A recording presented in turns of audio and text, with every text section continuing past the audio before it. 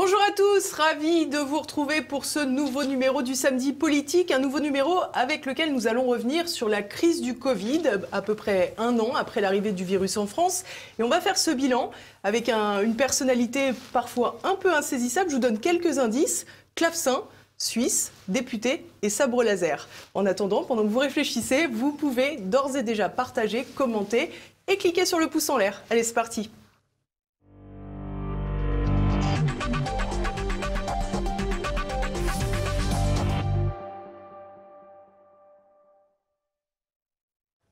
Et mon invité, vous l'aurez peut-être déjà reconnu, c'est Joachim Sonforget. Bonjour monsieur, merci beaucoup d'être avec nous. Bonjour, merci pour votre invitation. Alors, pour vous présenter, je vais commencer par la partie professionnelle, on va dire. Vous êtes avant tout médecin, radiologue, spécialiste de l'imagerie cérébrale, mais vous êtes aussi député des Français de l'étranger sur la circonscription qui concerne la Suisse et le Liechtenstein. Avant de s'attaquer à votre parcours politique, Joachim Sonforget, on va d'abord parler de la gestion de crise du Covid-19. Je l'ai dit, ça fait désormais un an que le Covid-19 s'est abattu en France et en Europe et dans le monde, bien sûr. La vie des Français a été rythmée par les masques, par le confinement, par le couvre-feu, à présent les vaccins et les variants, le tout sous le régime de l'état d'urgence sanitaire. Qu'est-ce que ça vous évoque, cet état d'urgence sanitaire quasi permanent ? Ça m'évoque surtout que ça démasque le fait que l'exécutif en France, dans la Ve République, est peut-être extrêmement directif et oublier de nombreuses formes de contre-pouvoir, pourtant bel et bien existantes, dont je fais partie, par exemple le pouvoir législatif. Alors il y a des pour, il y a des contre. Il y a des moments où il faut aller vite et prendre des bonnes décisions. Et à ce moment-là, parfois on ne sait pas quelles sont les bonnes et quelles sont les mauvaises décisions. Donc on peut considérer ça comme un avantage. Néanmoins, quand il y a le temps de la réflexion ou quand il y a des signes clairement que l'exécutif ne prend pas les bonnes décisions, il est fort dommage de se passer et de la voix du peuple et de la voix des représentants du peuple. Les choses sont quand même bien faites, c'est-à-dire que c'est pas la foire à qui va lever le doigt le plus haut, c'est qu'il y a deux chambres qui normalement peuvent donner un avis et un avis éclairé, et en tout cas partagé, voté, avec une majorité qui peut se dégager pour aller nuancier les décisions de l'exécutif. Et on l'a vu, celles-ci ont parfois été imprécises, parfois erronées, et parfois même erronées et corrigées sans excuse, ce qui était à mon avis le plus dommageable, parce que certaines décisions étaient probablement les bonnes, mais le fait d'avoir par essai-erreur, comme dans de nombreux pays, changé de cap, mais sans avouer, sans dire, écoutez, nous nous sommes trompés, c'est pour ça qu'aujourd'hui nous changeons de cap, nous sommes désolés. Ça a été le péché originel. Peut-être que ce genre de situation de défiance eût pu être évité par un dialogue plus prononcé entre l'exécutif et le Parlement. Alors vous parlez justement de contre-pouvoir possible avec le Parlement et avec le Sénat. On sait que le 20 janvier dernier a été votée une nouvelle prolongation de la loi d'état d'urgence sanitaire. Joachim Sonforget, j'ai envie d'être désagréable dès le début de cette émission. Vous n'étiez pas dans l'hémicycle, vous n'avez pas voté contre. Non, écoutez, de toute façon, c'est une situation qui est... Alors moi, je suis dans une situation un peu particulière, parce que je suis le seul des députés d'étrangers qui continue de vivre à l'étranger. Et les conditions de restriction sanitaire sont les mêmes pour moi que pour n'importe quel autre citoyen, à savoir que moi je suis censé faire une PCR à peu près 2 fois par semaine pour pouvoir rejoindre Paris et retourner à mon domicile. Et surtout, de manière simple, j'évite certains déplacements. Sur l'état d'urgence sanitaire, c'est... comment dire ? De toute façon, je me serais probablement abstenu en étant là à ce moment-là. Parce que, si vous voulez, à la fois, je pense qu'il n'est pas bien qu'il n'y ait pas ces contre-pouvoirs dont je viens de parler.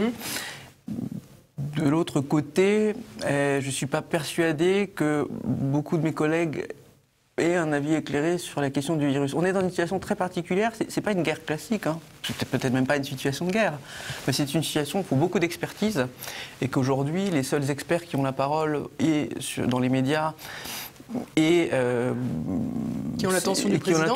Oui, je ne suis même pas sûr que ce soit ça, ou en tout cas les gens qui s'expriment, tout le monde s'exprime un peu. En fait, c'est comme sur les sujets sociétaux, c'est un peu facile, donc chacun a un petit avis. Il y a un avis un peu prospectif, un avis de... C'est des sujets presque plus techniques que des sujets sociétaux, ils sont très techniques, mais chacun s'exprime comme s'il peut avoir un avis valable, parce que ça a l'air simple de comparer les virus à des bébêtes, avec des intentions, avec pas d'intention, et chacun a son petit avis. Et je ne suis pas sûr que... Est-ce que l'avis du Parlement, en fait, va... Là, je me fais l'avocat du diable dans l'autre sens. Est-ce que l'avis du Parlement sera plus éclairé que l'avis de l'exécutif? Je ne sais pas. Alors, moi, là où j'ai un point de critique, c'est sur la méthode, parce que c'est même pas l'exécutif. C'est un cercle restreint de l'exécutif, le Conseil de défense, qui prend des décisions. Et finalement, une grande partie de l'exécutif n'a même pas son mot à dire. Ou en tout cas, il y a des rapports de force qui se font entre des gens qui sont anti-confinement, d'autres qui sont pro-confinement, des gens qui ont une approche très sanitaire, presque aseptisante. Hygiéniste, oui. Oui, je pense au Premier ministre, je pense au ministre de la Santé. Et de l'autre côté, d'autres personnes qui voient peut-être un intérêt plus collectif. Et aujourd'hui, c'est pas juste une question sanitaire, puisque à chaque fois qu'on fait un confinement, il y a aussi des effets secondaires. Et des effets secondaires psychiatriques chez les gens. Il y a des effets secondaires. Ça, on va y revenir juste. Mais donc c'est pour ça que après. je vous dis, je sais pas en fait. Et je pense que c'est bien que je vous dise, je sais pas. C'est que faut-il un exécutif très fort qui prend des décisions parfois erronées, parfois justes, ou faut-il déléguer cette décision en partie à l'examen du Parlement, et dont je fais partie, donc je serais content moi-même de ne pas me faire déposséder de ça. Mais on l'a vu dans le cadre des commissions d'enquête, etc. Bon, ça part aussi un peu dans tous les sens, chacun a son petit avis, chacun croit avoir un avis plus éclairé que l'autre, chacun dans la spécificité de son territoire a un miroir déformant de ce qu'il pense qu'il faudrait faire au niveau national. Donc, moi je vois l'exemple de la Suisse aussi, c'est-à-dire qu'il y a des décisions fédérales qui viennent en compétition avec des décisions cantonales, qui ne sont pas accordées tant sur les aides économiques que sur les questions de gestion sanitaire pure. Et en vérité, c'est très compliqué. Et là, à ce moment-là, le fédéralisme, même en Suisse, commence à montrer des signes de faiblesse de par la distribution de la décision. Donc je ne suis pas sûr qu'il y ait une réponse absolue de dire il est bien qu'un tout petit nombre de personnes dans l'exécutif prennent toutes les décisions, que juste l'exécutif prenne les décisions, ou que l'exécutif avec le Parlement prenne les décisions ensemble. La vérité, c'est que la réponse est très complexe en vérité. On va revenir sur cette question de conseil de défense. J'ai reçu il y a quelques semaines à votre place Nicolas Dupont-Aignan, le président de Debout la France. Je vous propose d'écouter ce qu'il en disait. On est en train de supprimer la démocratie. Parce qu'au nom de quoi? Parce qu'il y a un virus, avec beaucoup de morts, il n'y a plus de Parlement.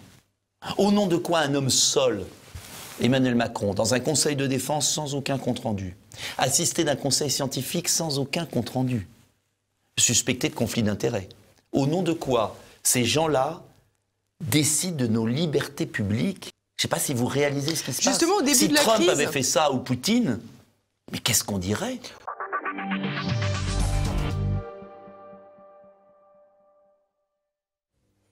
Alors j'ai bien compris votre propos, Joachim Son-Forget, en expliquant que finalement il n'y avait pas forcément de vérité absolue, mais la question que pose cette existence de conseil de défense, finalement, c'est que les citoyens français ne savent pas qui participe à ce conseil de défense.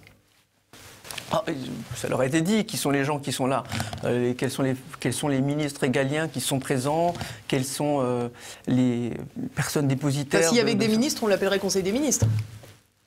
Non, parce qu'il n'y a pas certains ministres. Oui, bien sûr. Mais enfin, vous avez compris ce que je voulais dire. Bien sûr, c'est-à-dire qu'on cache derrière... Certaines personnes peuvent trouver qu'on cache derrière l'opacité du secret défense des choses qui n'ont rien à voir avec la guerre. Et d'autres vous diront que c'est quand même une guerre invisible contre un ennemi invisible parce qu'il est très petit, etc. Bon, mais il y a des militaires, par exemple, dans ce conseil de défense? Il y a des gens qui sont chargés de la défense, de la lutte contre ingérence de notre pays, des choses comme ça qui sont d'habitude affectées à d'autres missions plus classiques, ou du contre-terrorisme, ou de la contre-ingérence, ou du renseignement. Mais ça c'est la composition classique d'un conseil de défense. Ce conseil de défense, dans cette formule anti-Covid, il est élargi, par exemple, à des gens qui ne sont pas forcément impliqués d'ordinaire, c'est-à-dire le ministre de la Santé, dans ce cas-là. Je ne sais pas si la formule ou de la guerre ou de conseil de défense sont adaptées à une situation comme celle-ci. Réciproquement, je pourrais aussi vous dire que si la France avait peut-être fait le choix plutôt d'impliquer par exemple les militaires, l'armée, nous aurions eu probablement moins de problèmes logistiques, là où certains organes du ministère, je pense notamment à Santé publique France, ont fait des graves erreurs, tant sur leur politique d'achat, tant sur leur politique de suivi d'achat, sur les chaînes logistiques, sur le contrôle qualité, et je pense aux denrées médicales, je pense à la contrainte sur les besoins d'approvisionnement en traitement, en vaccins, et ça, un acheteur professionnel et un logisticien professionnel, et je pense que l'armée de ce côté-là est quand même bien foutue, qu'on le veuille ou non, y compris est capable de le faire dans des conditions qu'on appelle dégradées en langage militaire, eh bien des organes du ministère de la Santé ont bien prouvé leur inefficacité totale pendant la première partie de la crise. Et alors justement, Joachim Son-Forget, donc peut-être que l'allégorie de la guerre, elle a dû être sur une partie purement pragmatique, pratique, et pas dans la poésie. Et pas dans la poésie politicienne. Toutes ces questions, enfin du moins pour la plupart, ont été évoquées pendant cette fameuse commission d'enquête parlementaire dont vous avez parlé tout à l'heure. Vous avez d'ailleurs participé à plusieurs reprises sur les auditions. Vous avez posé des questions, notamment au professeur Didier Raoult d'ailleurs, qui a participé. On a assisté à la disparition de cette commission d'enquête parlementaire. Comment ça se fait ? C'était tout à fait choquant. Il y a eu Moi, j'ai participé. J'étais le député non inscrit qui était, en effet, membre de cette commission d'enquête parlementaire. Je crois que parmi mes collègues non inscrits, parce que je les ai sondés à l'époque, je leur ai posé des questions, je leur ai demandé si je pouvais être aussi le relais de certaines de leurs interrogations. Puis je crois que tout le monde était satisfait, enfin, beaucoup étaient satisfaits que ce soit moi qui siège dans cette commission. J'y étais assidu. J'ai passé beaucoup de temps, en tout cas, à travailler l'argumentaire. J'ai, je pense, évité certaines auditions qui ne m'apportaient pas grand-chose. Pour moi, construire un avis constructif, construire un avis en tout cas pour cette commission, il y a une annexe que je crois qui résume sur 2 pages mes interrogations principales. Les gens peuvent le retrouver librement. J'ai posé des questions à tous les interlocuteurs que je croyais utile à la fois de faire préciser leur pensée, et dans le cas de Didier Raoult, je pense qu'il a largement précisé sa pensée tout seul. Donc, et il continue d'ailleurs. Il continue, mais il y a des choses qui sont tout à fait passionnantes, d'autres peut-être qui vont trop loin, je ne sais pas. Mais toujours est-il qu'il y a une partie de la vérité qu'on a voulu dissimuler quand même pendant cette... Jérôme Salomon, par exemple, le directeur général de la Santé, vous avez eu le sentiment qu'il répondait à vos questions ? J'ai passé plus de temps j'ai passé beaucoup de temps, et je pense avec un certain plaisir, puisque M. Castaner avoue qu'il a du plaisir, par exemple, il aurait eu du plaisir à dissoudre Génération Identitaire. Moi, je vous dis, j'ai eu du plaisir à questionner de manière caustique ou directe, en tout cas, des personnes dont le jeu principal dans une audition, c'est d'esquiver. Et donc, non, je pense que je n'ai pas eu de réponse précise, sincère, je ne sais pas, je ne suis pas là dans la tête des gens. Le fait de se dire que vous avez travaillé, que vous avez voulu participer à la sortie de la vérité... Madame Buzyn, Monsieur Salomon, Monsieur Hirsch, Madame Chen de Santé publique France... C'était du théâtre tout ça, Joachim Son-Forget, ça n'existe plus. Mes questions sont restées sans réponse. Ce qui compte dans ce propos, ce sont mes questions, mais les gens ont le verbatim. C'est inscrit... Ouais, enfin, pardonnez-moi de vous dire que quand on pose une question, on en attend quand même une réponse. C'est inscrit pour toujours. Les gens ne sont pas dupes aujourd'hui, y compris le commun des mortels, pas formés en médecine, pas formés en sciences. Ils peuvent retrouver dans ces archives, mes questions sont très précises, il n'y a pas de réponse précise à mes questions, mais ça démasque bien quelque chose. Ça démasque une partie d'incompétence, une partie de langue de bois, et une partie de je sais que j'ai faux, mais je ne vais pas vous le dire. Et c'est très dommage, parce que quand vous êtes intelligent dans des organes comme ça, vous pouvez tout à fait aussi partir du principe que vous dites, voilà, à ce moment-là, je pensais comme ça, c'était faux. J'avoue. Je me suis trompé. Je me suis trompé, donc je fais évoluer ma décision. C'est ce qu'on fait normalement quand on est dans une société, on est dans le privé. À un moment donné, on ne veut pas faire couler la boîte avec nous pour des questions d'ego, pour des questions purement d'orgueil. Et donc on essaie de corriger le tir. Pour pas se faire virer d'une part, mais vous voyez, il y a des gens qui ne sont jamais virés puisqu'ils peuvent passer d'un poste à l'autre comme haut fonctionnaire. Pareil, et aussi, simplement par amour-propre pour soi, pour le respect des autres, pour le respect d'une société pour laquelle on travaille, d'un esprit d'entreprise. Alors on essaie de corriger les choses. C'est ce que font les gens bien. Et là, on voit bien qu'il y a des gens qui... Il y a une pénurie de gens bien, alors. Mais il y a une pénurie de gens bien. C'est là où je vous dis qu'il y a un vrai problème. Est-ce que distribuer la décision va augmenter l'accession des gens bien à cette prise de décision? Je suis pas certain. En tout cas, on augmente la possibilité qu'il y ait des gens honnêtes, en tous les cas. Ça augmente le système démocratique lié à un exercice de la majorité ne laisse pas forcément émerger ces gens honnêtes et au pouvoir décisionnel suprême. Et là, moi, je pense c'est là où on touche du doigt peut-être une des limites de l'exercice démocratique en temps de crise. Alors peut-être pas en temps de guerre, mais en temps de crise. Il y a un petit cénacle, une petite bourgeoisie, peut-être on peut l'appeler comme ça, qui va aller bloquer certaines personnes qui ont des avis dissonants. Mais parfois la dissonance est une force. Alors, est-ce que toute la dissonance du discours de Didier Raoult est intéressante? Je pense qu'une très grande partie de la dissonance de Didier Raoult était intéressante. Une partie de la dissonance du discours de Christian Péronne était intéressante. Est-ce que tous leurs propos étaient intéressants? Je ne sais pas. Est-ce que vous avez une collègue députée qui est aussi très engagée dans ce combat, Martine Vonner. Vous travaillez à ses côtés?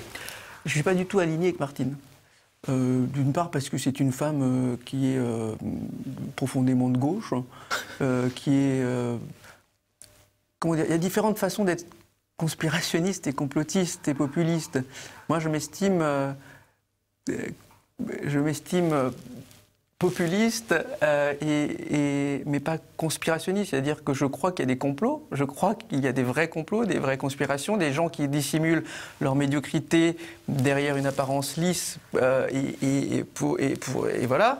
Mais il y a aussi des gens qui voient des complots partout, qui font des associations d'idées entre des choses sans queue ni tête, et puis qui vous mènent très vite d'un traitement alternatif à l'homéopathie, et puis qui vous traînent derrière des stratégies scientifiques. Donc ce que vous êtes en train de me dire, c'est que finalement, Martine Vonner... Non, c'est aussi de la naïveté. Je veux dire, le collectif qui publie dans des journaux prédateurs, je pense que c'est une erreur, parce que vous desservez la cause, vous desservez vos idées. Je veux dire, M. Raoult, il n'est pas dans cette dynamique.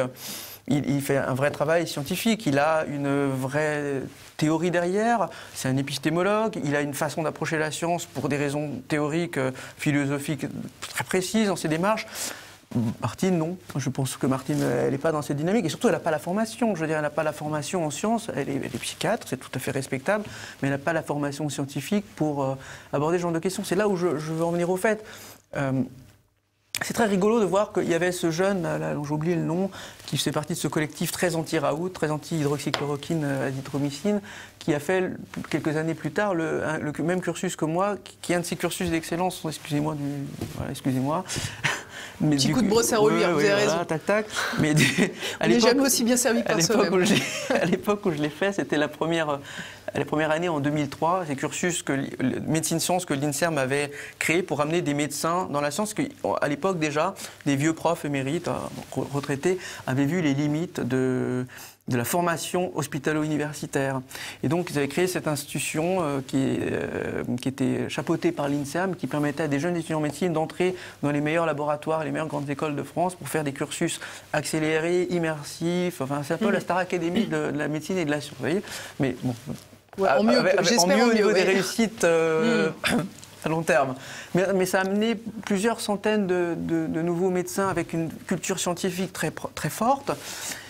Parce qu'avant, et toujours encore aujourd'hui pour une majorité de médecins, ils n'ont pas de culture scientifique poussée. Il y a un peu mieux qu'avant, c'est-à-dire qu'on leur apprend à lire des articles scientifiques, mais c'est à la limite je veux dire, l'habitude, c'est qu'on voit très bien, c'est que les collègues ont le cœur à soigner, mais quand il faut aller lire des centaines d'articles dans la littérature pour confronter des avis, essayer de faire progresser la médecine, c'est pas leur métier. Leur métier, c'est d'appliquer le meilleur de ce qui a été sélectionné par la science médicale pour l'appliquer pour faire du soin. Donc on est dans une situation aujourd'hui, beaucoup de gens, parce qu'ils ont une culture médicale, ou scientifiques, même de sujets connexes qui n'ont rien à voir avec les maladies infectieuses. Bref, vont tous se sentir un peu spécialistes et avec un pouvoir de dire ce qu'il faudrait faire ou ne pas faire aujourd'hui. Je pense que Martine Vonner, elle est un peu dans cette situation. Donc elle est députée, c'est normal qu'elle ait la parole, puis elle représente probablement des gens. Mais sa formation médicale de psychiatre, son culture... si je peux me permettre, elle n'est pas moins compétente que Olivier Véran, par exemple. Exactement, son culture scientifique forte. Olivier Véran n'a pas de culture scientifique forte. Il doit y avoir 1 ou 2 case reports, c'est-à-dire des rapports d'un cas exceptionnel qu'on publie. Ce sont des articles entre guillemets à faible valeur ajoutée dans la littérature scientifique. Il y a peut-être 1 ou 2 autres papiers, mais on voit très bien que c'est quelqu'un qui... Bon, déjà, il travaille avec un tout petit temps partiel à l'hôpital de Grenoble, et ça ne veut pas dire que c'est un mauvais médecin les jours où il travaillait, je pense que c'est probablement même un bon médecin, mais par contre, c'est pas quelqu'un qui a une culture scientifique. comme soignant, je ne me permettrai pas de juger, et c'est très probablement un très bon neurologue. Mais c'est pas ça que j'attaque. Je dis juste qu'il a pas, comme Martine, mais Martine démontre malheureusement beaucoup de ses limites scientifiques là-dessus, c'est qu'il faut... Ça ne peut pas s'apprendre en un jour. Vous n'apprenez pas à lire des articles scientifiques en un jour, vous n'apprenez pas à faire de la science en un jour, en lisant des articles de vulgarisation, en lisant des articles spécialisés. C'est un travail d'ascèse pendant des années, je veux dire. Alors il se trouve que je l'ai fait, désolé, voilà. Donc j'estime avoir plus de droit de parole, entre guillemets, technique là-dessus, parce que je comprends, je ne suis pas infectiologue. Par contre, oui, je suis dans mon champ, l'imagerie médicale et des neurosciences. Mais oui, j'ai un cursus qui me permet d'avoir un point de vue, je pense, spécialiste là-dessus, en sus de ma parole de député. Et ça, malheureusement, quand vous avez en face de vous...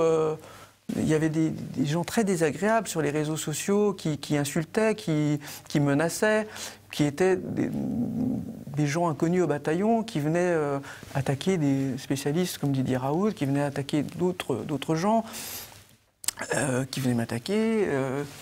Et c'est très particulier parce que c'est du relativisme. Ces gens-là n'ont pas forcément le droit de... Aussi, ils ont le droit, ils peuvent s'exprimer, mais ils n'ont pas la compétence pour pouvoir porter des arguments scientifiques. Alors on voit aussi fleurir des gens, c'est marrant parce que j'ai vu des gens avec des graphiques, avec ce jeune là qui vient avec son application Covid Tracker, un truc comme ça, où il passe sur tous les plateaux, toutes les grandes chaînes, alors qu'il a 24 ans, il a fait des courbes comme plein de gens avec des capacités en IT l'ont fait pendant cette crise du Covid, avec des fois des capacités, beaucoup d'intelligence mathématique pour faire des modèles, et pour pouvoir en tout cas faire au moins des statistiques descriptives, c'est-à-dire des courbes de suivi d'évolution de la maladie. Parce qu'il a fait mieux, je ne suis pas persuadé, mais pourquoi il se retrouve sur tous les plateaux télé, c'est bien mystérieux. Parce qu'il a été choisi. J'aimerais qu'on revienne à présent, Joachim Son-Forget, sur Didier Raoult. On en a déjà parlé. J'aimerais écouter quelques-uns de ses propos et vous faire réagir ensuite. Cette affaire a fait soulever incontestablement cette espèce de fanatisme pro-Gilead et pro-Remdesivir a fait soulever incontestablement des questions de savoir pourquoi est-ce que tout le monde veut faire du Gilead. Ça a amené à voir que le nombre de gens qui avaient reçu l'argent en nature ou en argent par Gilead est considérable. Moi c'est pareil, à peine ai-je parlé de l'hydroxychloroquine qu'un collègue m'a téléphoné la nuit, je finis par identifier que c'était, de manière anonyme, pour me menacer du pire si je ne retirais pas que l'hydroxychloroquine pouvait marcher avant le lundi à 8h du matin. Et donc après, je me suis rendu compte que c'est lui qui recevait le plus d'argent de Gilead. Alors peut-être que tout ça sont des coïncidences en France, donc peut-être que tout ça sont des coïncidences. Mais oui, c'est des coïncidences, moi je ne suis pas complotiste, mais c'est des coïncidences qui finissent par être troublantes. Donc il y a quand même un rôle là, dont je ne connais pas exactement l'importance, dont il faudrait bien que le pays se préoccupe et faire appliquer les lois, et que dans les temps à venir, le pays se préoccupe de faire des lois qui soient aussi rigides pour les praticiens qu'elles le sont pour les hommes politiques, par exemple, pour lesquels on a régulé ça. D'accord ?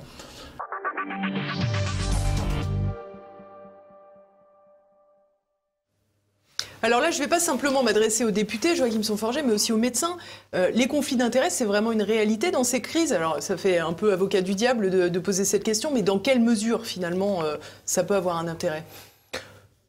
Moi, ça me pose vraiment une question. J'avais regardé très tôt, au début de la crise, quels étaient les membres du conseil scientifique ou des différents conseils, quels étaient les conflits d'intérêts des différentes personnes qu'on voyait le plus fleurir sur les plateaux de télévision. Parce qu'il y a des gens, je ne sais pas, ils se retrouvent sur les plateaux de télévision, ils sont médecins généralistes comme plein d'autres de mes collègues médecins généralistes, excellents, qui aiment leur passion, mais je ne sais pas pourquoi, il y en a un ou deux qui arrivent à se hisser jusqu'au plateau de télévision et le conseil scientifique, on sait pourquoi, c'est parce qu'on pioche dans les mandarins en place dans une spécialité pour aller, et surtout cela avait été mobilisé dans d'autres crises comme sur Ebola, donc on prend les mêmes. Ou la grippe H1N1 oui, ou sur le HIV, c'est un peu toujours la même clique, mais il y a des gens de grande valeur aussi dans certains de leurs sujets. Mais clairement, il y avait un problème qui se dessinait très tôt en regardant tout ça, en regardant les gens qui collectionnaient justement les liens d'intérêt avec les laboratoires et jusqu'à atteindre des sommes d'argent démesurées. Et moi, j'ai travaillé dans ma courte carrière hôpital universitaire, enfin un peu cassé dans l'œuf par mon élection, mais tant mieux, je suis très heureux. Et j'ai eu l'occasion de faire beaucoup de congrès scientifiques, d'associations, parfois avec le privé, ou de collaborations temporaires, et j'ai touché du doigt comment ça se passait. J'ai vu les deux côtés. J'ai vu la recherche purement publique, subventionnée uniquement par le public, ou en tout cas quand les financements privés venaient, ils étaient là comme un soutien, mais qui ne regardaient pas les résultats, mais il y avait des financements, il y a des financements de programmes. Le programme dont je vous parle, par exemple, il est en partie financé par le privé. En l'occurrence par la Fondation Bettencourt, pour ne pas la citer, mais c'est très bien, parce que l'État ne se donnait pas les moyens à ce moment-là d'injecter de l'argent. Bien sûr. Donc il y a parfois des choses très bien qui se font. Mais ces gens-là ne vont pas regarder qu'est-ce qu'on publie, pourquoi, dans quel laboratoire on travaille, pour quel sujet on a défendu, est-ce que ça affecte ou pas Non, ce n'est pas le sujet. Donc il y a aussi des situations saines, ça existe. Les complotistes, entre guillemets, vont pas aimer que je modère les choses. Il y a aussi des choses vraies et des choses bien. Et la recherche pharmaceutique, elle tire beaucoup la recherche sur le médicament en général, parce que le public ne le fait pas. Dans les pays où le prix du médicament est bas, ça ne permet pas à l'industrie pharmaceutique de développer une activité de recherche. Tout ça, ce sont quand même des réalités. Oui, ils font des bénéfices, on est bien d'accord. Je ne vais pas les plaindre on va pas pleurer, plus. Oui. Mais c'est une réalité. Et surtout que les entreprises françaises, par exemple, sont des petits poussets par rapport à certains géants ou allemands ou américains. Bon, ça, c'est pas non plus un secret. Mais le vrai problème, c'est la distorsion entre un grand groupe pharmaceutique et un petit médecin mal payé du public français. Certains vont être malheureusement facilement achetables sans même eux s'en rendre compte. C'est-à-dire que parfois, c'est même pas délibéré. Mais c'est la collection d'une invitation à déjeuner par-ci, d'une invitation à dîner par-là, malgré les lois Bertrand et Sapin II, je veux dire, elles encadrent, ça limite. Avant, je vous dis même pas la foire que c'était, je veux dire, les cadeaux, les trucs, les machins, tout n'est pas respecté, mais non, typiquement, les médecins doivent déclarer leur lien d'intérêt quand ils vont sur les plateaux de télévision, c'est absolument jamais fait. C'est pas fait suffisamment, et en tout cas, ce que je sais, c'est que ça fait quand même des sommes phénoménales. Moi, les rares expériences justement que j'ai eues avec le milieu, en l'occurrence ça payait pas moi, ça payait une personne de l'équipe qui travaillait avec moi. Mais d'une part, je n'avais pas de compte rendu à faire sur... je veux dire, si les résultats n'étaient pas bons, ma foi... C'était pas bon, je veux dire, tant pis.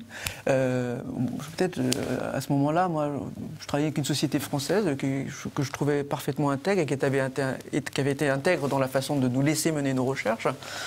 Mais ce que je savais, c'est que dans ce domaine, à ce moment-là, une autre personne qui était allemande et qui avait l'habitude d'y aller un petit peu fort avec les fils qu'il prenait des laboratoires.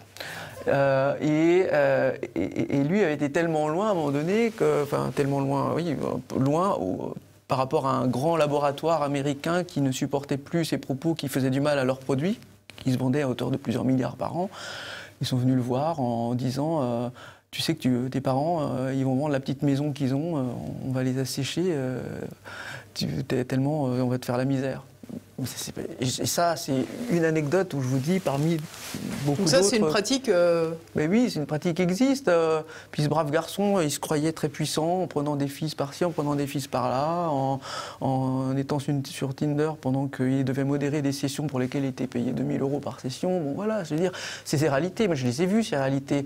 Et j'en ai pas profité, mais je les ai vues autour de moi. Et j'étais très surpris parce que je venais d'une recherche très encadrée par le public, parce que j'ai un cursus d'État en France et en Suisse qui était géré par des gens qui avaient le sens comme ça de l'engagement public. Mon patron était très contre, mon patron en Suisse était très contre ces liens d'intérêt pour les internes qu'il avait et les jeunes médecins qu'il encadrait. Et donc moi, ça me choquait à ce moment-là. Alors que j'avais un a priori positif, je me disais, le privé quand même, il se passe des choses, c'est une autre énergie que le public. Et j'avais cette image d'Épinal, et j'ai vite déchanté en la voyant de près. C'est-à-dire qu'il y avait des choses bien, en effet, des gens où ça poussait plus loin. Il y avait une ambition de réussir un projet qui pouvait générer un traitement dans le monde entier, ou au contraire, aller démasquer un problème de santé publique grave. Donc il y avait ça, oui, mais de l'autre côté, il y avait aussi des guerres intestines très très graves, hein, avec des arguments qui étaient convaincants pour un médecin mal payé, comme c'est souvent le cas dans l'hôpital universitaire français. Alors quand vous avez des gens qui accumulent 300, 400 000 euros sur quelques années, et ça interpelle. Mais alors, dans quelle mesure vous pensez que cela peut avoir une incidence sur les décisions qui ont été prises pour la crise du Covid-19 en France ? Parce que pour Didier Raoult, très clairement, il s'agit essentiellement d'un laboratoire, Gilead pour ne pas le nommer, et qui a produit le fameux médicament, le Remdesivir.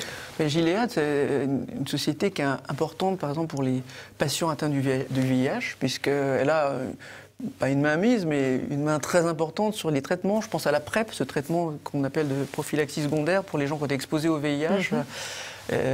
Sur une partie de l'arsenal thérapeutique, de la trithérapie anti-VIH, c'est une boîte de premier plan. Mais rappelez-vous que même Donald Trump avait engagé des poursuites contre Gilead à l'époque, enfin à l'époque pas si longtemps, c'est il y a 2 ans je crois, dans la mesure où il accusait le laboratoire d'utiliser justement l'argent public du contribuable américain sans restituer par rapport à l'argent qu'il touchait des brevets obtenus suite justement à cette recherche financée partiellement par le public. Et c'est quand même très intéressant de voir que le Remdesivir, ça devient loin maintenant, puisqu'ils ont laissé tomber, je crois, mais le Remdesivir, il a prouvé son échec dans le traitement du VIH, dans le traitement d'Ebola, et puis là, il est à nouveau recyclé il y avait une nouvelle tentative de recyclage dans ce cadre du coronavirus. Le repositionnement de cette molécule-là, visiblement, elle marche à plein, en tout cas. Mais un repositionnement qui, donc voilà, à la fin, n'a pas fonctionné, qui était défendu par des gens qui étaient très anti-Didier Raoult, qui aujourd'hui, on les voit un peu plus sur la pointe des pieds en disant, finalement, oui, alors peut-être que... Donc on voit bien qu'il y a des semi-excuses. Mais alors, moi, je voudrais clarifier justement mon point de vue sur le traitement, parce que je n'ai pas été clair là, dans le début de l'émission. Moi, ce que j'ai aimé dans la démarche de Didier Raoult, c'est la démarche de quelqu'un qui vient avec un bagage d'épistémologue, de chercheur, une démarche un peu holistique, qui ensuite a une démarche qui correspond à son éthique. Et il y a une vision holistique des choses, et elle est organisée. Et il y a la preuve d'antécédents remarquables dans le domaine des maladies infectieuses, domaine largement délaissé parce qu'il ne rapporte que peu d'argent. C'est déjà un domaine où...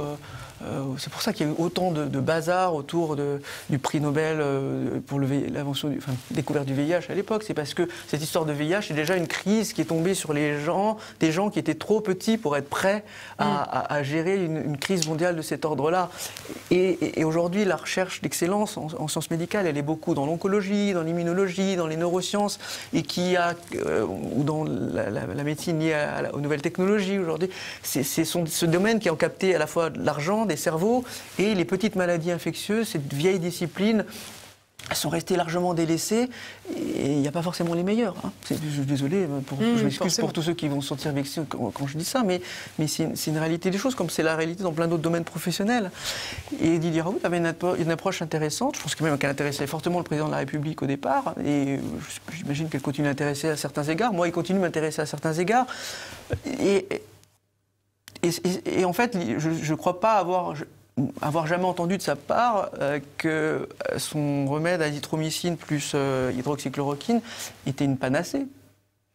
Je pense que ça fait partie d'un arsenal thérapeutique qu'on a vu se développer, notamment à l'EHU de Marseille, assez rapidement, en proposant de l'oxygénothérapie, en proposant aux gens de contrôler leur saturation en oxygène par une montre connectée, par exemple, parce qu'il y a beaucoup de patients qui vont être asymptomatiques, ou très peu symptomatiques pendant 7 à 10 jours, tout en ayant gentiment l'oxygénation du sang qui baisse à cause de problèmes peut-être des échanges gazeux, peut-être problèmes hématologiques liés au Covid-19. Donc ce monitoring, un traitement possible potentiellement à domicile en partiel, avec l'oxygène non en milieu hospitalier, avec une lutte contre la charge virale via l'hydroxychloroquine et l'azithromycine. L'azithromycine, il y a pensé parce qu'il y avait pensé dans le traitement du Zika virus à l'époque. Il y avait eu des traitements, il y avait des publications là-dessus. Et l'hydroxychloroquine, on peut revenir encore dessus, mais parce que ça a été proposé dans d'autres infections respiratoires antérieures. Et ça n'avait pas le temps d'être testé parce que ces épidémies s'étaient calmées et l'idée, le modèle n'avait pas pu être éprouvé. Mais l'idée générale d'avoir une baisse significative de la charge virale au début de la maladie, elle est intéressante. On ne dit pas que c'est une panacée qui va guérir toute personne qui a déjà des lésions liées au Covid-19, etc.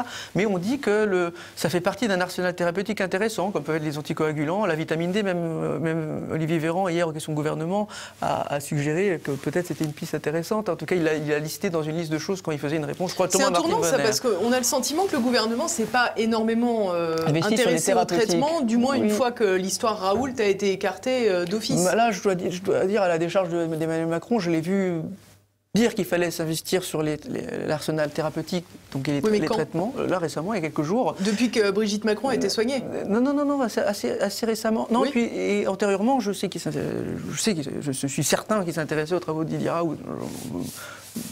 Je suis certain. Mais par contre, je pense même qu'il s'intéressait avant moi, pour vous faire une petite confidence. Mais par contre, ce que je sais, c'est que récemment, il a demandé un investissement justement de la recherche sur ce domaine de l'arsenal thérapeutique. Mais heureusement, hein, c'est pas trop tôt. Mais je veux dire, les autres faisaient la sourde oreille. Moi, dans mes questions, dans la fameuse commission, Jean Castex a fait la sourde oreille. Bon. Mais la vérité, c'est qu'on a aussi ignoré largement qu'il fallait... Je sais pas, c'est comme si les gens étaient des pestiférés. Un malade du Covid-19, il ne fallait pas le voir, il était dangereux pour le soignant, mais on ne fait pas de la médecine à distance. Alors moi, je peux vous le dire, parce que je fais de la médecine à distance. Je sais ce que c'est de faire de la télémédecine, mais c'est possible dans certains cas. La radiologie peut se pratiquer grande partie à distance, et elle est même bénéfique, parce qu'elle permet à des services d'urgence de petits hôpitaux, notamment en France, dans les déserts médicaux, de rester ouverts, parce qu'il y a des excellents radiologues qui vont être à l'autre bout, permettre à une chaîne de spécialistes de tenir. Mais il faut l'urgentisme sur place. Il faut la personne qui sent le malade, qui dit ça va pas, je le sens pas. Là, il y a quelque chose où il est pâle, ses constants ne vont pas, il a changé, son ventre s'est durci. Vous voyez, ça, c'est presque de l'art, c'est empirique. Il y a des gens qui vont avoir senti des gens comme ça. Et ça, c'est en plus de la science. C'est pas un truc froid, la science. La science, même pas un truc froid. En effet, il faut être souvent un aventurier pour découvrir des choses. Un aventurier avec de la méthode, mais il faut être un peu aventurier. Et puis quand on est médecin, il faut plus que d'être un aventurier, il ne faut pas juste jouer au trouve-tout, il faut en plus faut être le type qui sent les gens qui dit là ça tourne mal, ou là je sens que ça va mieux, il me cache quelque chose. Il faut être un enquêteur. Et vous ne pouvez pas être un enquêteur en disant, comme dit Didier Raoult, prenez du Doliprane et restez à la maison. Oui, bien sûr. C'est un péché originel et qui n'a pas été mené comme ça même en Corée, puisqu'il y avait des gens qui appelaient au téléphone ou des visites d'infirmières ou de personnel médical ou paramédical. Donc ça, je pense que là, on a oublié que les médecins, ils doivent voir des gens et ils doivent prendre des risques et que ça fait partie du métier. Du reste, nous, en radiologie, on a découvert des méthodes pour pouvoir voir les lésions pulmonaires de manière indirecte. C'est une échographie un peu complexe, mais quand même, on peut apprendre à le faire. Bon, ça aurait pu être des outils utiles pour voir très tôt des cas de coronavirus quand on n'avait pas encore les tests. Et du reste, les radiologues ne sont pas privés de le faire quand même, puisqu'avec le scanner, ce qu'on appelle le scanner low dose, peu irradiant, on arrivait à voir de manière assez spécifique, assez fiable, les lésions de coronavirus assez tôt chez beaucoup de patients de manière assez intéressante, alors que c'était le moment où on manquait de tests. Donc à vrai dire, ça se faisait. C'est des lésions dont on parle assez peu d'ailleurs et qui parfois peuvent être pérennes ou du moins peuvent durer. Mais on le sait pas on parle encore. aussi peu des séquelles potentielles du Covid-19. Alors sur les séquelles du Covid-19, c'est pour ça que je suis... Je vous disais timidement tout à l'heure, je suis désolé, je ne suis pas venu à tel moment parce que j'espace beaucoup mes déplacements à Paris. Bah oui. Je ne tiens pas spécialement à être dans l'hémicycle pour rien, par exemple. Parce que je pense que c'est dangereux. Et je suis un peu mi-figue, mi-raisin. À côté, je suis révolté. Vous pensez que c'est dangereux, vous pensez que c'est pour rien, on a bien compris. Je pense qu'il y a une trop grande paranoïa qui fait pousser les gens à avoir des comportements absurdes, de masques là où il ne faut pas, en plein air par exemple. Par exemple, je sais pas, et de l'autre côté, je vois que aussi, bon, il y a des réalités médicales. Donc je ne fais pas semblant de les ignorer. Je ne me dis pas, non, les autres, mes concitoyens, ils ne peuvent pas passer la frontière sans PCR, et moi je vivais parce que moi je suis le député et je peux aller à Paris quand je veux.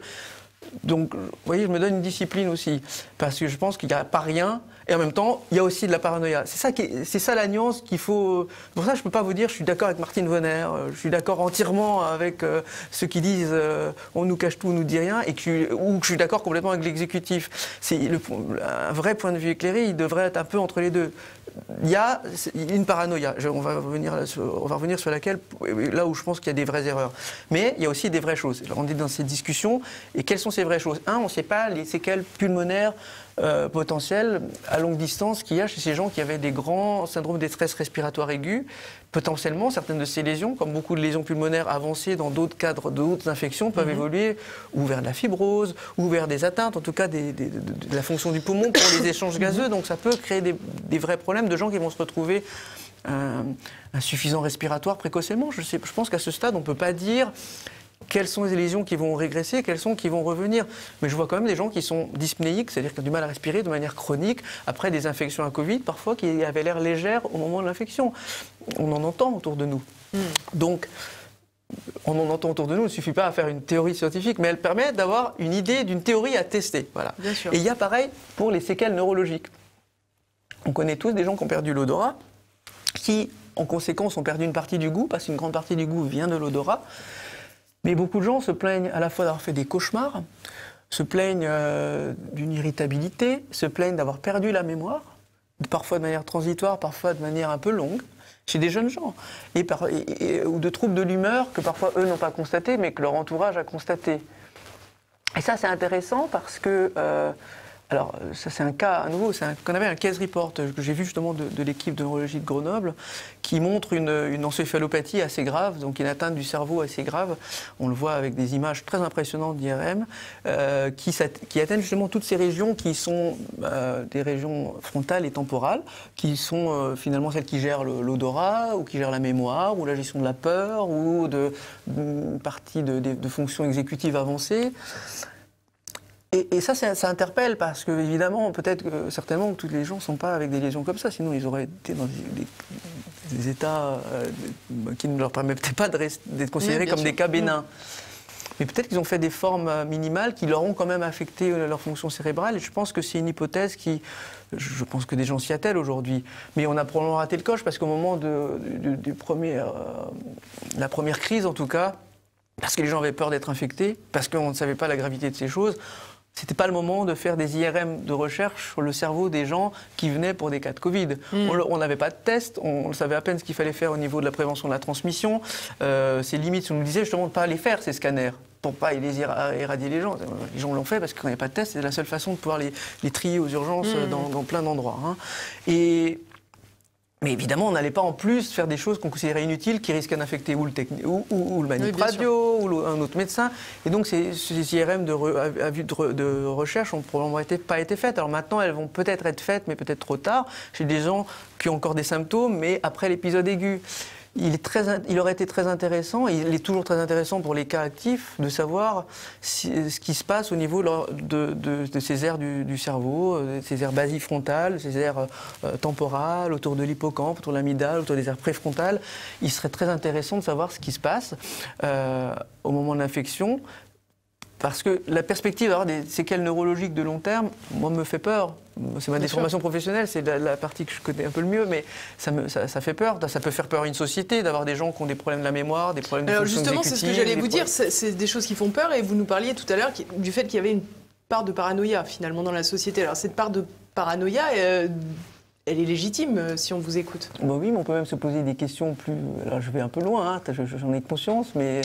Vous savez, j'aime beaucoup les théories de l'évolution, les approches évolutionnistes, et puis on voit dans le biotope du monde, c'est qu'il y a aussi, vous savez, ces parasites qui vont infecter un animal et diriger son comportement. Absolument. Je trouve ça fascinant, mais on a une relation d'hôte avec ce virus, et le fait qu'il aille de manière globale infecter toute une espèce, l'humanité, et pouvoir éventuellement modifier son comportement ou ses réactions. Le virus, c'est pas une petite bête qui fait peur, qui décide, comme l'ont dit certaines personnes, c'était de manière pour nous infantiliser. Je pense au Premier ministre. Vous l'aimez bien. Il n'a pas un libre arbitre, le virus, on va se calmer. Je veux dire, tranquille, quoi. L'anthropomorphisme, ça a ses limites, quoi. Le canard, il vous sourit pas. Vous voyez ce que je veux dire. À un moment donné, il faut un peu pas prendre les gens pour des cons, quoi.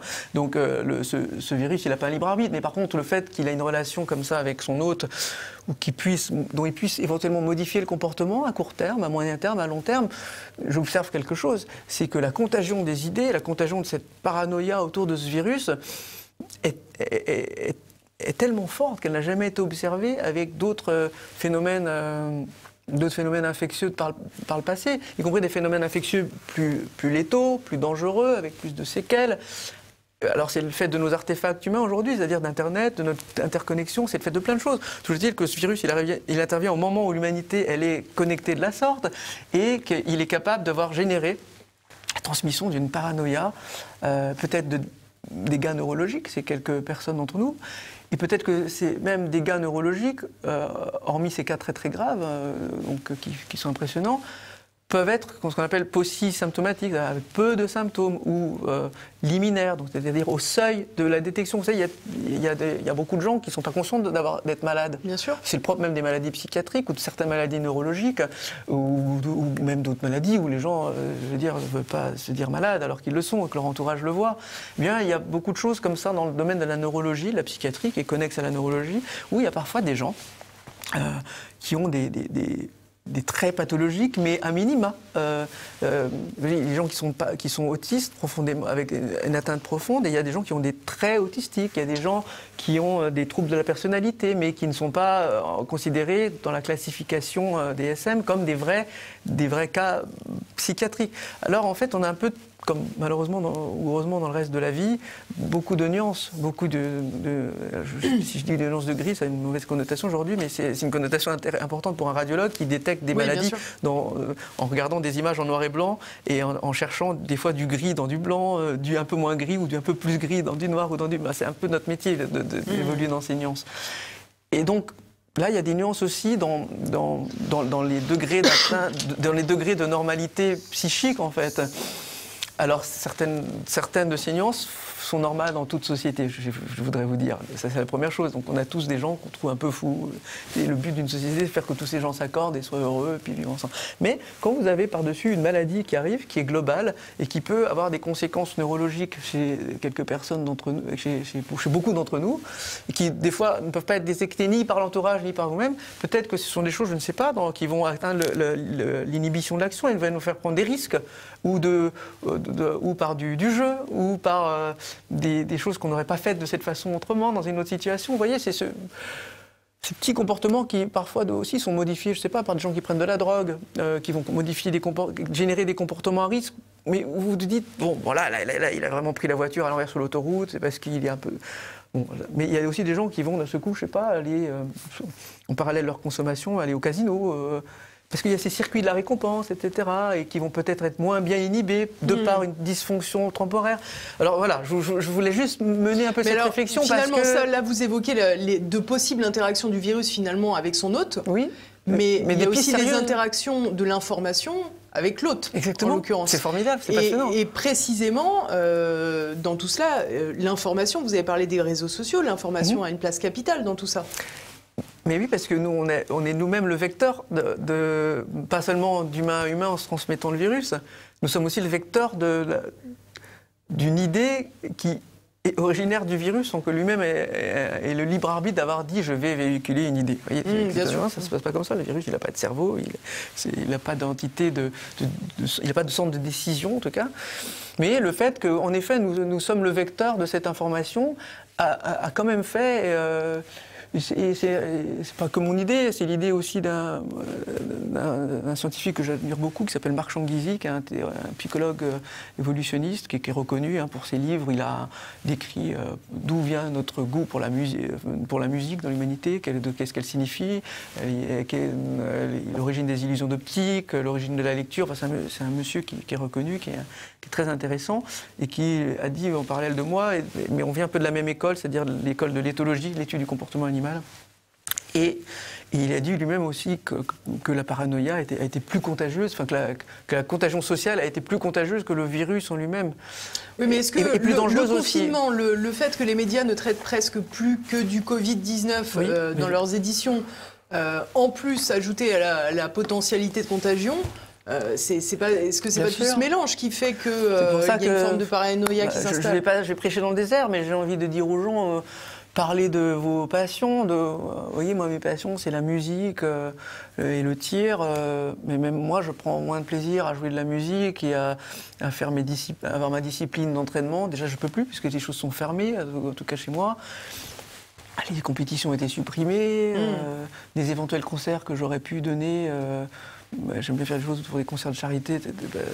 Bon, voilà, il n'y a plus rien. Donc les gens sont enfermés dans une espèce d'intériorité, mais pas une intériorité contemplative, hein, qui vous fait du bien, dans une intériorité où cette intériorité qu'ont certains malades psychiatriques, vous savez, où ces gens qui se rongent les ongles, qui s'arrachent les cheveux, qui se grattent, ces états un peu semi-dépressifs. Et ça, c'est une conséquence de cette contagion sociale autour du virus. Hein. On dit des conséquences aussi du de confinement. certaines décisions politiques. Ah, voilà. C'est une conséquence du confinement, des lockdowns, enfin des couvre-feux. Voilà, excusez-moi, je fais le Jean-Claude Van Damme. Comment on dit lockdown? Bref. Des couvre-feux, des curfews. Et donc, oui, donc, qu'est-ce qui est en amont de ça? C'est la décision politique. Mais qu'est-ce qui est en amont de la décision politique? Le virus. Le virus. Parce que la décision politique, elle se fait aussi par mimétisme. Quand Angela Merkel veut tout couvrir... c'est rigolo, ça s'est fait à l'envers. Les Suisses ont confiné avant. Du coup, les Portugais, les Allemands se sont dit on va confiner aussi. À ce moment-là, Emmanuel Macron, il n'a pas encore décidé de confiner. Il se dit qu'est-ce que je fais? Et je trouve que c'était courageux de ne pas confiner. Bon, il y a un couvre-feu un peu augmenté, mais... Franchement, on n'a pas vu la différence. Sur la fermeture des frontières, si. Une fois que le virus, comme ça, vous avez une bonne excuse de ne plus venir à l'Assemblée, au moins. Exactement. Mais franchement, je plains celui qui va faire une campagne sur la fermeture des frontières l'année prochaine, parce que, à mon avis, les gens ils vont vouloir pouvoir avoir un peu d'air. Mais ça, c'est une autre histoire. Je ne sais pas si c'est un coup politique, mais si jamais c'en a un, c'est un coup de maître. Mais en tout cas, c'était une décision que je pense quand même courageuse à ce moment-là. Moi, je la salue, hein, celle-ci, parce que je trouve que... Et le fait d'avoir... Il y a le Premier ministre qui a l'air d'avoir été contraint d'avoir dit ce qu'il a dit, de dire on sait les effets secondaires et donc on essaye à tout prix d'éviter un confinement. Alors, notre couvre-feu, il a des petites allures de confinement. Bien sûr. Il a un peu de goût et de saveur. Mais on peut aller bosser. Vous pouvez sortir sans devoir fournir des papiers, des laissez-passer. Je n'ose pas faire de traduction en allemand, oui. Allemand de c'est vous qui l'avez dit, tiens. Mais ça a été beaucoup fait. Hein. Mais non, mais je veux dire, il y a moins de charge morale sur les gens qui pèsent et il y a des commerces ouverts quand même. Donc c'est pas si mal. Franchement, c'est pas si mal. Aujourd'hui, c'est moins bien en Suisse que ça l'a été avant pour moi. Hein. La situation est inversée. Donc je pense qu'il faut veiller à la charge morale qu'on fait peser sur les gens, parce que c'est celle-là qui leur fait mal. Et donc si on veut casser cette chaîne du mal que crée le virus, il n'est pas juste en cassant la contagion et les effets organiques, elle est en cassant les effets neurologiques, alors ceux liés directement au virus. Je pense qu'il faut juste les étudier scientifiquement, médicalement, pour trouver une réponse. La rééducation sur l'odorat, peut-être une rééducation neuropsychologique pour certaines capacités qui ont été affectées, dont on ne suspecte pas assez qu'elles sont probablement affectées. Je serais aujourd'hui en hôpital universitaire, dans les fonctions qui étaient les miennes avant, je foncerais tout droit dans un projet là-dessus. Je serais en train d'appeler tous les hôpitaux du monde entier, des collègues d'urologues et radiologues pour faire ce projet. J'aurais foncé tout droit dedans. Parce que je pense qu'il y a une très, très grande découverte à faire là-dessus. Et ça peut raconter une belle histoire, justement, dans la relation de l'humain, dans sa coévolution avec les micro-organismes. Très franchement, je pense que c'est passionnant. Et c'est une question de santé publique. Mais si on veut casser cette chaîne de contagion donc de notre atteinte neurologique ou psychiatrique, c'est aussi en cassant la contagion des idées. Et si on veut casser cette contagion des idées, je crois qu'il faut prendre ce recul, prendre ce champ en disant que nous raconte cette histoire. Et cette histoire nous raconte une transmission classique d'une maladie infectieuse, mais aussi un effet social via les théories de l'information, et qui n'est pas plus négligeable que les effets directement organiques. Et ça, c'est passionnant, mais je pense, j'entends pas ça dans le débat public. Je pense que la première fois qu'on en parle aujourd'hui sur un média. Et ça, c'est la mission des décideurs publics. Et c'est là où, dans ma double casquette politique, médecin scientifique, j'essaie là aujourd'hui d'être entre guillemets un lanceur d'alerte. Je vais peut-être essayer d'écrire aussi, mais il faut casser cette contagion des idées parce que elle fait du mal à l'humanité. Donc c'est elle qui est responsable des effets secondaires. Donc les effets secondaires d'un couvre-feu, d'un confinement, on les connaît. Ce sont les effets secondaires de l'emprisonnement, de l'assignation à résidence. Si on punit des gens en les mettant dans des prisons, on les assigne en résidence, c'est bien parce qu'on sait que ça a un effet négatif sur eux. Le but, c'est de les punir. Du reste, on peut se poser des questions éthiques sur le but de faire du mal au long cours à des humains. Ça pose plein de questions. Mais est-ce que c'est plus grave Mais encore plus ceux qui n'ont pas été jugés pour un crime, quoi. Exactement. Des gens, je pense aussi à la détention préventive, dans certains cas qui ne sont pas des cas de terrorisme ou de menaces directes. Mais bref, mais vous voyez bien qu'on sait comment faire du mal à quelqu'un en l'isolant. On le sait depuis toujours. Depuis mais c'est pour notre bien. Mais là, on le sait fait pour notre bien.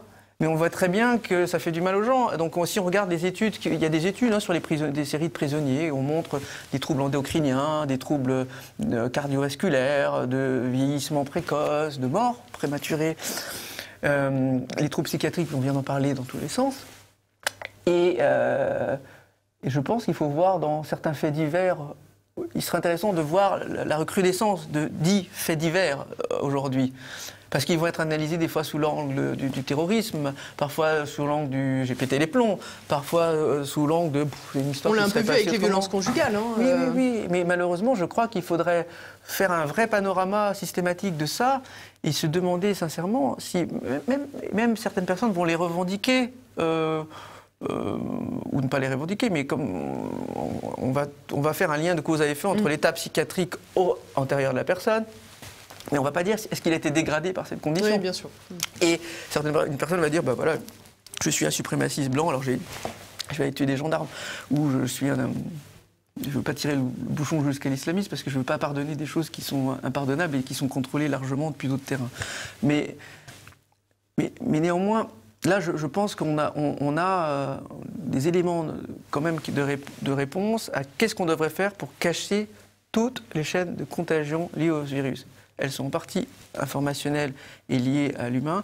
Elles sont en partie organiques sur le poumon, sur l'hématologie, sur 2-3 choses qu'on sait aujourd'hui de cette maladie, mais c'est classique, et sur l'atteinte neurologique, donc potentiellement psychiatrique, direct du coronavirus. Ce sont ces 3 branches qu'il faut analyser. Et je pense qu'aujourd'hui, 2 de ces branches sont largement négligées. Et l'une des branches est négligée sur sa partie thérapeutique, c'est ce dont on parlait avant. Parce qu'il y a vraisemblablement des repositionnements qui ont été intéressants, qui ne sont pas une panacée, qui ne sont utiles qu'au début de la maladie. Et donc, c'est dommage que le débat français soit borné sur pour ou contre out, parce que c'est être pour ou contre un aspect de ces 3 branches dont je vous parle aujourd'hui. Et le sujet de la charge virale, et je fais une toute petite digression, il est très intéressant, hein, parce qu'il y a une série en Catalogne là, qui a été publiée dans le Lancet, qui est très intéressante parce qu'elle montre que dans les facteurs significatifs de la contagion, c'est essentiellement la charge virale. Donc le cas contact avec une charge virale forte va avoir plus de chances d'être contagieux et de déclencher une maladie chez le cas index qui va avec des symptômes qui vont apparaître plus tôt. Mais ce n'est pas le fait que le cas contact soit symptomatique ou pas symptomatique, c'est le fait qu'il ait une charge virale importante. Ça pose la question si est-ce qu'on devrait, c'est une question ouverte parce que ça peut être compliqué, la question ouverte de est-ce qu'on devrait avoir des tests antigéniques ou PCR qui soient vraiment discriminants quantitativement, voilà. On l'a vu hein, pour les gens qui ont l'habitude comme médecin de faire des tests, moi j'ai l'habitude, je le sais, il y a des gens où ça vire tout de suite la petite bande, comme une dame qui est enceinte depuis longtemps et qui va faire sa grossesse, c'est un peu pareil. Mais je ne sais pas, sur ces tests, sous cette forme, est-ce que c'est quantitatif de voir ça ou est-ce que ça ne l'est pas? Peut-être que ça ne l'est pas. Hein, mais c'est intéressant de poser la question aux fabricants de penser à une quantification pour savoir qu'une personne va être un cas contact potentiellement plus dangereux qu'un autre cas contact. Ça, c'est la suite de la réflexion des cycles des cycle threshold, des seuils de cycle des PCR. C'est la suite de cette réflexion. Mais aujourd'hui, il y a des études qui montrent que ce facteur-là est très important. Bon, il y a le facteur de l'âge, du cas contact, mais il y a aussi un autre facteur que je trouve très intéressant, c'est le fait de la contamination qui se passe à la maison. Puisque quand vous enfermez les gens au même endroit, chez eux, évidemment, ils vont se contaminer entre eux, parce que le moment où vous faites vraiment... Quand est-ce que vous tolérez quelque chose à quelqu'un, c'est quand il est votre conjoint, tous vos enfants, de boire dans le même verre, de se faire des bisous, d'être dans la même pièce. Voilà, ça donc c'est naturel et c'est normal. Donc c'est naturel que cette contamination à la maison survienne. C'est une autre raison, en plus de mes histoires psychiatriques et neurologiques, de ne pas aller trop loin dans cette idée du couvre-feu et du confinement. Il y a d'autres choses qui l'ont montré par le passé. Je pense à l'étude islandaise, je pense à des choses comme ça.